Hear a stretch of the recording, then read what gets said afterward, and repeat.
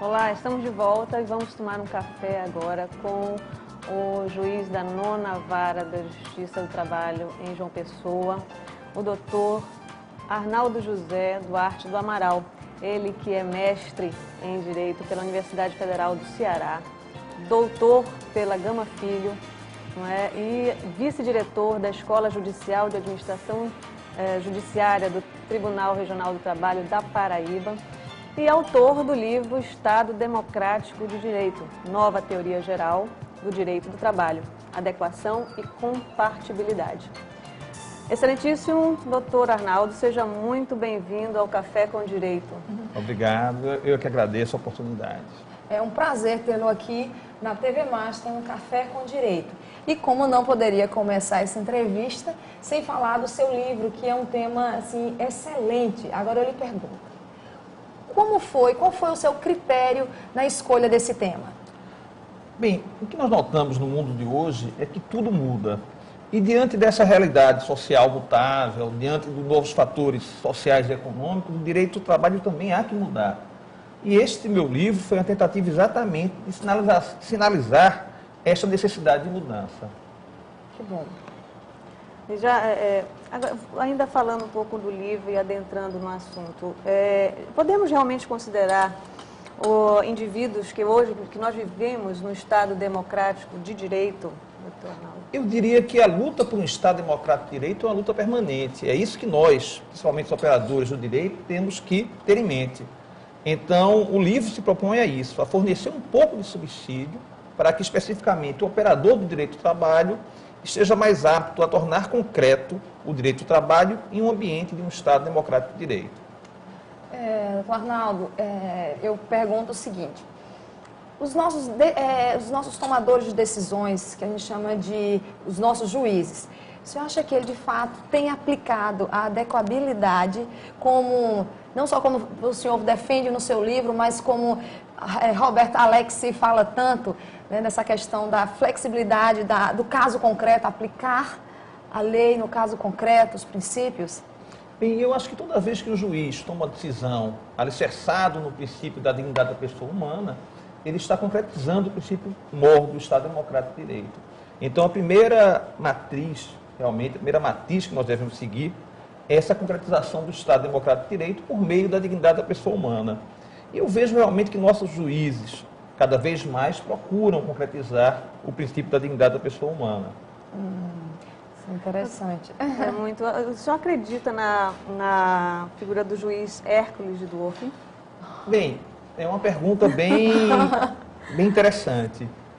Por mais que o juiz deva seja uma pessoa ligada ao seu tempo, ligada à sociedade, em casos complexos, como diria Dworkin, realmente se exige do próprio juiz uma atividade hércula. Então ele tem que ter cada vez mais conhecimento de economia, de sociologia, de antropologia. Mas realmente só nos casos mais complexos, mais extremos. No dia a dia, a atividade do juiz basicamente não é tão complexa. Então significa que os nossos juízes eles têm que buscar mais se aprimorar. Com certeza, mas não só o juiz, mas também os advogados, o Ministério Público, todos que operam. Porque cada vez mais nós vamos nos deparar com casos que vão exigir conhecimento de medicina, de psicanálise. Então, se o juiz, se o advogado, se o operador do direito não maneja minimamente ou não compreende minimamente esse instrumental, ele vai ter dificuldade.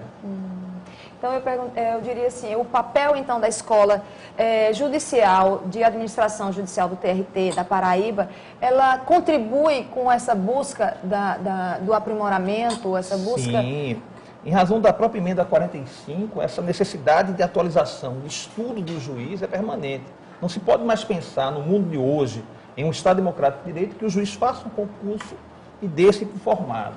E a Escola Judicial é isso, olha, vamos aprimorar, trazer subsídios ao juiz, ao servidor público, quem sabe em parceria com os advogados, para que nós possamos realmente trabalhar melhor.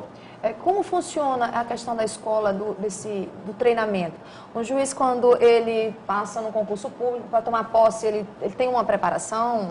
Olha, a Escola Judicial em si, no Brasil, é uma quebra de paradigma. De forma tradicional, nós tínhamos apenas, como foi o meu caso, há 15 anos atrás, você passava no concurso público e automaticamente exercia a função. Atualmente, ao se passar no concurso público, o juiz, embora já exerça a sua atividade de magistratura, já exerça a jurisdição, ele, de forma paralela, realiza um curso com a carga horária mínima, não me lembro especificamente qual é a carga horária, para que possa realmente, dentro daquela formação de juiz, daquele estágio probatório, digamos assim, ele possa também cumprir esse requisito, que é frequentar uma escola judicial. Mas é importante notar que a escola judicial não é apenas para o juiz que já está em formação. Eu, por exemplo, pretendo frequentar e frequento vários cursos que a própria escola judicial faz. Por quê? Porque é interessante para essa formação constante de um juiz. Brincando, não se admite que um juiz não conheça um do outro. Claro, não dá. Então você tem que dar respostas e buscar subsídios realmente por meio da escola judicial, que vai possibilitar também que o juiz estude. Olha, comentando isso com a Ana fez, Sheila, como seria interessante se os nossos entes, o legislativo, o executivo, passasse por uma escola dessa antes de assumir. Esse aperfeiçoamento constante, esse estudo constante, seria realmente fantástico. Bom, doutor Arnaldo, mudando um pouquinho de foco, relativamente à ampliação do período de licença maternidade, que agora pode ser de 6 meses, você acha que essa ampliação, de alguma forma, cria no empresariado uma resistência à contratação do mercado feminino? Infelizmente, pode levar realmente a uma resistência por parte do empresariado. Mas, em relação a isso, o direito tem que dar a sua resposta. Acho que se podem, ou se deve adotar medidas que minimizem, digamos assim, o efeito em relação ao empresariado desta contratação. O período é de 6 meses agora, porque é o período que a Organização Mundial de Saúde recomenda como ideal, pelo menos, para que a mãe possa amamentar e cuidar do filho. Mas realmente, no Brasil, que tem uma sobrecarga, principalmente fiscal, em relação ao trabalho, colocar mais este ônus para o empregador realmente é uma medida que deve ser pensada. Acho que o Estado deveria assumir este ônus do período integral, do período de licença maternidade. Porque o que é só um incentivo na carga tributária, né? Não, um incentivo. E acaba, na verdade, com uma visão mais ampla, a sociedade tem um retorno, porque uma criança que tem uma companhia da sua mãe pelos 6 primeiros meses e que é tão propagandeado que é necessária a amamentação só, né, pelo leite materno durante esse período, então é fundamental por esse aspecto.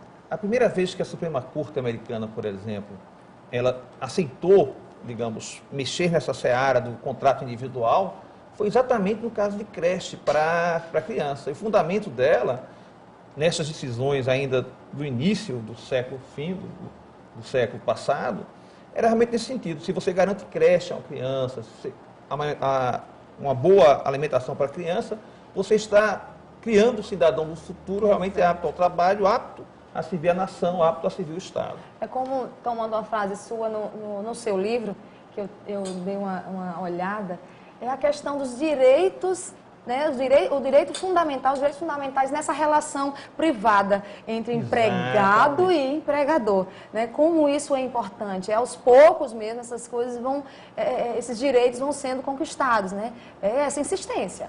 Exatamente, e sempre com apoio também do Estado. O Estado, e até mesmo o Estado do juiz, não pode ficar alheio a essa realidade.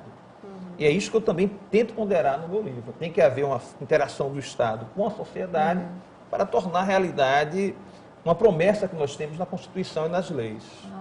Então, voltando um pouquinho aqui, referente a um assunto que interessa ao nosso telespectador também, que é a questão da intermediação da mão de obra. Ela causa alguma ruptura no sistema de trabalho? Olha, a intermediação de mão de obra, eu entendo de forma, sem querer ser o dono da verdade, que é totalmente prejudicial. Porque, se você primeiro examinar a intermediação de obra em si, per si, ela não é, via de regra, permitida. Já a terceirização dos serviços, de atividade que não seja essencial, se admite por meio da jurisprudência, de criação jurisprudencial. Mas mesmo essa pessoa, o terceirizado, normalmente ele é uma pessoa totalmente, digamos, alheia à interação ou integração dos colegas de trabalho. Então, essa pessoa, normalmente, ela se sente um pouco degradada, ou se sente um trabalhador não tão igual, digamos assim, ao trabalhador que realmente faz parte da cadeia permanente de produção. Interessante. E como é que está sendo vista, como é que é hoje a questão do dano moral na relação trabalhista? Olha, o dano moral na relação do trabalho, ele é algo relativamente novo. Se nós lembrarmos, aliás, no direito brasileiro, só a partir de 1988, com a Constituição, é que o Supremo Tribunal Federal o admitiu.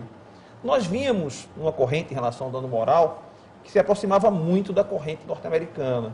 Ou seja, o dano moral em si não visava apenas ressarcir, retornar a parte ao estado anterior. Visava também uma condenação ao ofensor. Essa condenação financeira, por evidente, seria uma forma de reduzir aquele fato que deu causa ao dano moral. Mas isso também, segundo alguns doutrinadores, deu causa à indústria do dano moral. Então, nós estamos vendo uma sinalização do Superior Tribunal de Justiça, por exemplo, no sentido de não se estimular essa indústria, teoricamente, entre aspas, indústria do dano moral. Daí porque o valor do dano moral tem sido bastante reduzido pelas cortes superiores. Ok, então. É de senso comum que a Justiça do Trabalho está assim à frente, né, no nosso sistema, está à frente da Justiça Comum. Qual é a receita do sucesso da Justiça do Trabalho, Tom? Bem, eu acho que nós teríamos que repensar várias coisas no Brasil, uma estrutura como um todo, para dar uma resposta realmente completa. Nós temos uma estrutura que é normalmente bem melhor, bem mais aparelhada do que a Justiça Comum, em número de servidores, número de juízes. Nós temos também uma sobrecarga de trabalho, vamos colocar na linguagem técnica, uma sobrecarga de competência na Justiça Comum, que resolve toda uma gama de problemas de família, direito penal, direito tributário. Então, tudo isso cria certa dificuldade para a Justiça Comum, que tem um papel heróico, gigantesco, e deixa para nós, o direito do trabalho, um campo mais propício para realizar. Agora, além disso, também há a quebra de paradigma. No direito do trabalho, de certa forma, se faz uma opção pela celeridade em detrimento do contraditório. Qual é a opção do direito do trabalho em si? É natureza alimentar? É. Então, vamos resolver a questão o mais rápido possível, observando a ampla defesa. Mas a opção do direito ao trabalho é pela celeridade, relembrando o Rui Barbosa, né? Que a justiça tardia é injustiça. E lembrando que no curso de especialização, os processualistas civis brigam, né?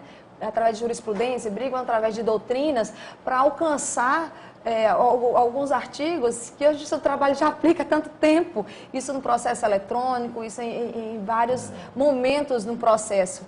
Né? Então, assim, a gente vê, às vezes, a Justiça do Trabalho mesmo como ideal a ser alcançada. Está um pouco além no campo jurídico. Se nós pensarmos, por exemplo, no nosso Tribunal Regional do Trabalho, que é o Tribunal Regional do Trabalho mais célere do Brasil, em menos de um mês, em menos de 2 meses, melhor dizendo, um processo é resolvido em segunda instância. Quer dizer, é um paradigma a ser seguido. Tá vendo? É isso que a gente quer mostrar para vocês. É um judiciário que funciona, é um judiciário que trabalha. Então, temos motivos, sim, para a gente poder reivindicar, para a gente poder ir em busca dos nossos direitos. Agora, doutor Arnaldo, eu quero agradecer. Né? Enquanto a Ana faz os agradecimentos de praxe, eu vou pegar uma lembrança. Obrigado. É um prazer. Preparamos. Gostaríamos muito de poder alongar essa entrevista, esse café tão gostoso, que a intenção é essa, de ficar descontraído, tomamos um café, sempre levando um pouco de informação ao nosso telespectador. E uma lembrança do nosso Ótimo, café. muitíssimo obrigado. É uma canequinha para o senhor tomar um café, Ótimo. discutindo a sua doutrina e preparando os novos livros para a gente. Então, a gente agradece a sua participação aqui, agradece a você, telespectador, e na sexta-feira assista o Café com Direito aqui na TV Master. Até a próxima semana. Muito obrigado.